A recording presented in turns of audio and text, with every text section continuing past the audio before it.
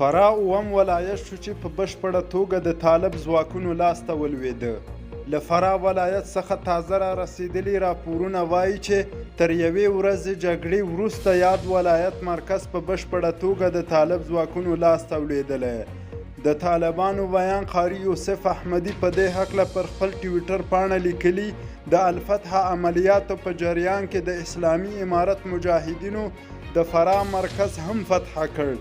په یاد مرکز کې د ولایت مقام او ټول ملحقات د مزدور دښمن له وجود څخه پاک او د مجاهدینو په کنټرول کې شول.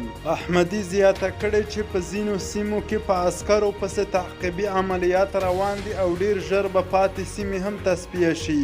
باید وویل شي چې فراه اووم ولایت شو چې په تیره یوه اونۍ کې د طالب ځواکونو لاسته ولوېږي.